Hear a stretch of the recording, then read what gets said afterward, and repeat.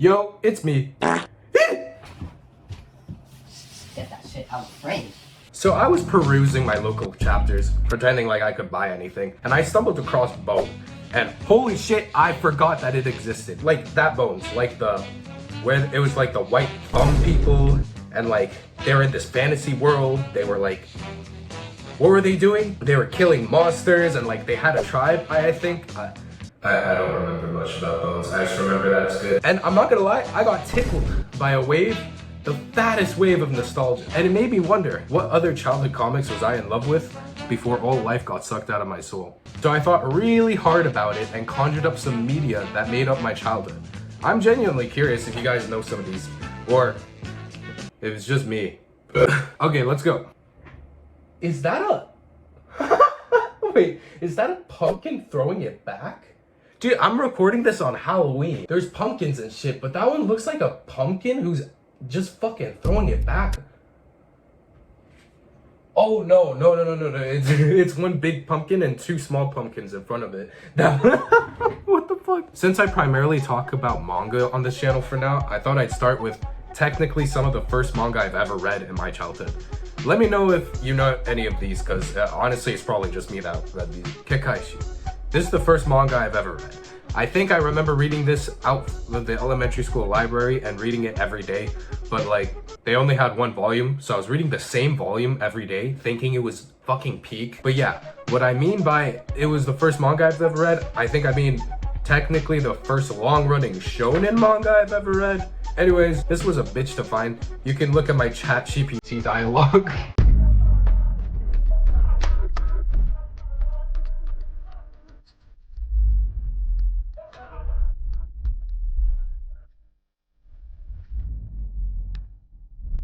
I'm gonna break my... And it was the dumbest fucking story in all of manga. So get this, it's your shonen action manga, standard, right? The characters, the power system, the magic system, they use boxes. They use boxes to trap and kill the spirits, the fucking yokai. And the main character was frowned upon in his clan and is the underdog of the story because his boxes are small. I'm both wrong. It truly was probably the stupidest idea for a power system. Bro, this guy spent a whole chapter trying to conjure up a bigger box, and he couldn't. His box was like 3 inches. I kind of relate. There is some variation in the magic system though. The boxes exploded sometimes, that was kind of nice. As for the actual plot, how was it? It was alright. Like, nothing you haven't seen before. I thought it was cinema because, like, you know, I was 8 years old. Beet the Vandel Buster. Most schools had Naruto and Dragon Ball. We had Kekkaishi and Beet the Vandel Buster. I read this one a couple years after Kekkaishi, I think. My childhood's very hazy. But nostalgia aside, how was it? Brother, it was the most generic Date Bayo motherfucking story. I mean, you could watch it if you're a really big shonen head and like you just want to chill and see like every shonen that has ever been made. Farming. Really? Man of your talents? It's a peaceful life. Alternatively, you actually might want to check this out if you're a scientist. Beet is so cliche, it should actually be studied. It actually manages to check off every single thing that has been done in shonen action ever, not leaving a single cliche behind. Every trope you can think of that can ever happen in a long-running shonen, it checks off. There's no trope this manga does not do. Amulet. This is the first comic that came into my head when thinking about nostalgic comics. So honestly, I went to my local library and got Amulet once more to see how it is. I had to return it, so I don't have the copy. I want to talk about Amulet because this was all I read in elementary school. I swear I did not touch a novel for a fucking while. So, how does it hold up?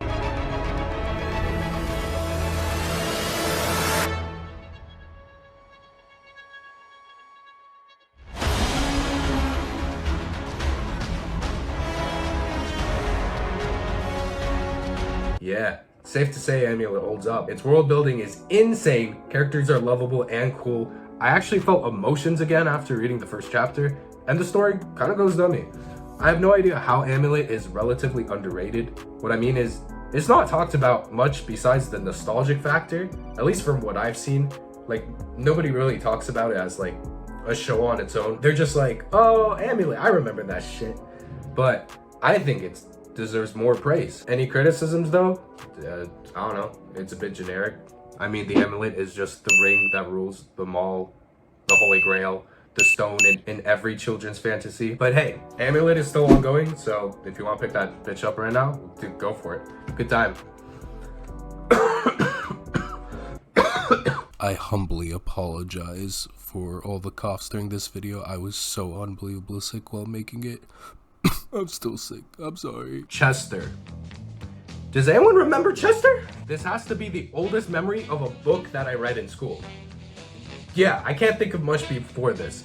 And it was about this cat named Chester, and he was just an asshole.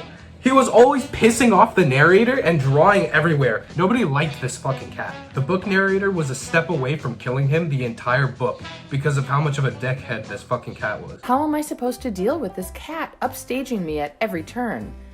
I need to think of a way to put an end to this. But this wasn't the main thing on everybody's mind when reading this book.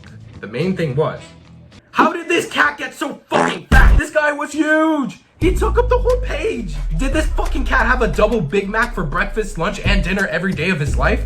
I need to talk with his owner. No, better yet, I want to put his owner on trial, bro. And then it happened. The school system finally broke me. I read a book. Like a book. This was my first book. And then it happened follows 3 friends, Gordon, Paulo, and I, like the narrator. Not, his name's not I, like he's like the narrator. He doesn't give his name. And these 3 were the dumbest motherfuckers in all of literature. The 3 stooges over here were actually always up to something. They were like Ed and Eddie, but like worse. I remember Gordon being the ringleader and he pulled the craziest shit. Where's the lamb sauce? This guy definitely had an absent father, like, I don't know. Anyways, this was the funniest fucking book I have ever read. This book is actually such a good time, especially when you're a kid looking to see wacky, goofy shit happening. This book was the first book that made me realize novels can be funny, like funny. I recommend checking it out even as a grown-ass man. I think it holds up. It's like, pretty funny. It's good. I don't know. Before we get to the last one, let's look at some honorable mentions. Big Nate was Diary of a Wimpy Kid, but the main character wasn't a psychopath. The Red Pyramid. You thought I was gonna say Percy Jackson, didn't you? Franklin! And now we get on to the reason I'm making this video. Pandemonium. I want to know if anyone has read Pandemonium except me when I was a kid. Because this shit, it was sick. It was so sick. There's this guy and he looked like the Dark Prince of like these elf people, like these demon people.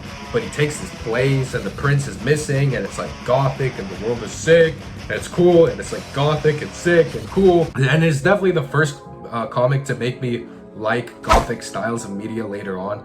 And it awakened other realizations, if you know what I mean.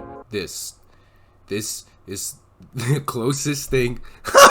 This is the closest thing I can find to an image of the girl I had a crush on in the comic when I read it when I was a kid. Dude, I can't find anything about this fucking thing. This is it. Like, I genuinely cannot find any clips to show for this comic. Why was it even in our library? It's so obscure. How am I gonna do this segment? I literally can't pull up anything. None of my friends or anyone I have talked to remembers this comic. So, is this just me? This might actually just be me. I might be the only one that read this in their childhood, which is kind of crazy to think about. But please, let me know if you've read this comic. Heck, let me know if you've read any other comics. I can't speak. Let me know if you've also read anything else that, like, you want to know, like, anyone else is nostalgic for. Hey, was it just me? Was I the only one that read this? Let me know in the comments below. I am actually really curious to see what pieces of media we as individuals share as memories in our childhood. Besides drama. Yeah, that's the video. I'm plugging my Twitch. My bad. My bad. So I'm sitting there, barbecue sauce on my titties.